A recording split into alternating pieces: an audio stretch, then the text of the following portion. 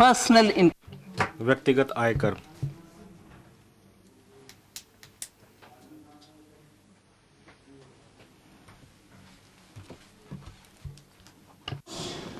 Now I come to what everyone is. मैं अब वह बताना चाहती हूँ जिसका सबको इंतजार है, व्यक्तिगत आयकर। मुझे 5 प्रमुख घोषणाएं करनी है इस बारे में। ये मुख्यतः हमारे परिश्रमी मध्यम आय वर्ग के लिए है, के लाभ के लिए है।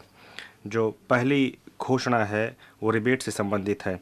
वर्तमान में पुरानी और नई आयकर व्यवस्थाओं में 5 लाख रुपए तक की आय वाले किसी व्यक्ति किसी प्रकार के आय का भुगतान नहीं करते हैं।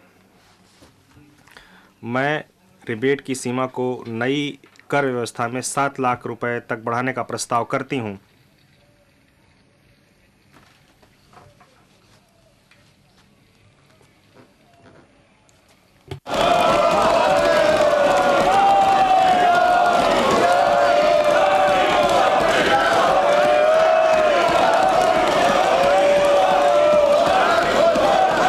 I propose मैं इस प्रकार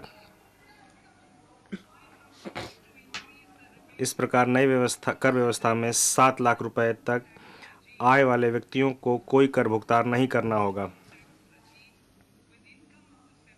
जो 7 लाख तक रुपए कमा रहे हैं उनको कोई कर भुगतान नहीं करना होगा।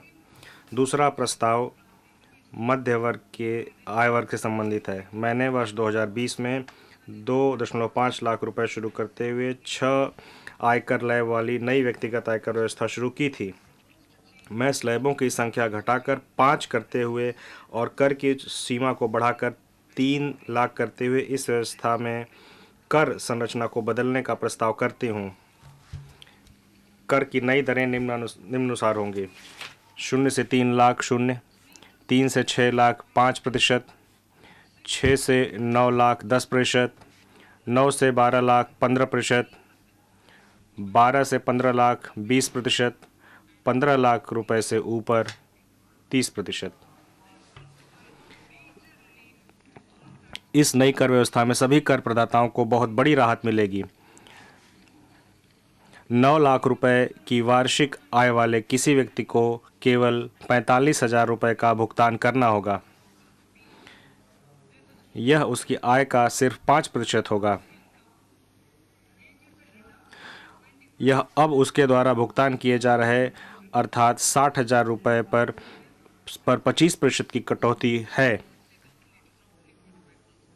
यह सिर्फ 45,000 हो गया है। इसी प्रकार वह व्यक्ति जिसकी आय 15 लाख रुपए आय वाले किसी व्यक्ति को केवल 1.5 लाख रुपए या उसकी आय के 10% का भुगतान करना होगा, जो कि उसकी मौजूदा देयता अर्थात 1,87,500 रुपये से 20% की कटौती होगी।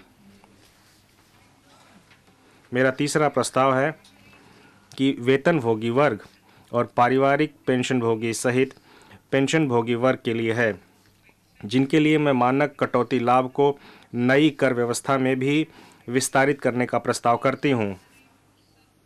प्रत्येक वेतनभोगी व्यक्ति जिसकी आय 15.5 लाख रुपये या इससे अधिक है को परिणाम स्वरूप 52,500 रुपये का लाभ मिलेगा।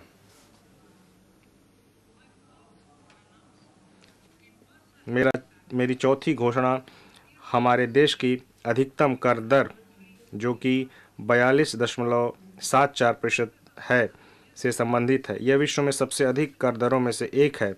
मैं नई कर व्यवस्था में उच्चतम अधिभार को 37% से घटाकर 25% करने का प्रस्ताव करती हूँ।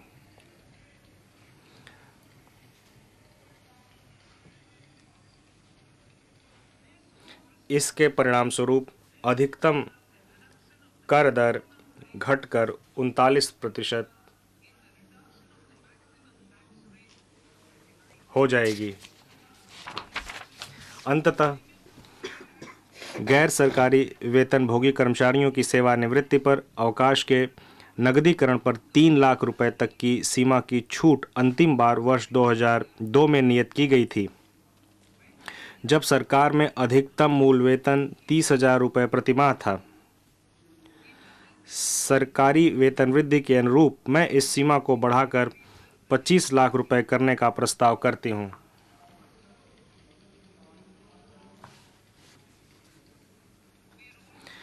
हम डिफ़ॉल्ट कर व्यवस्था के रूप में नई कर व्यवस्था भी बना रहे हैं, तथापि नागरिकों को पुरानी कर व्यवस्था का लाभ उठाने का विकल्प भी जारी रहेगा। इनके अलावा मैं अनुबंध में दिए गए अनुसार कुछ और परिवर्तन भी कर रही हूँ। इन प्रस्तावों के परिणाम स्वरूप लगभग 38,000 करोड़ रुपए, जिसमें से 37,000 करोड़ रुपए प्रत्यक्ष करों के तथा 1,000 करोड़ रुपए अप्रत्यक्ष करों के राजस्व को परित्यक्त किया जाएगा, जबकि लगभग 3,000 करोड़ रुपए का अतिरिक्त राजस्व जुटाया जाएगा। इस प्रकार कुल वार्षिक परित्यक्त राजस्व लगभग 35,000 करोड़ होगा। माननीय अध्यक्ष महोदय, इन शब्दों के साथ मैं बजट इस प्रतिष्ठित सदन को सौंपती हूँ।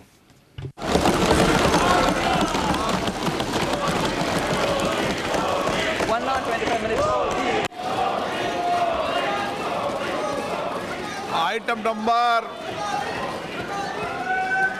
1 माननीय item number 2 Shrimati Nirmala Sitharaman ji. Sir, with your permission, महोदय, आपकी अनुमति से मैं सदन के पटल पर निम्नलिखित पत्र सदन के पटल पर रखती हूँ। 3.1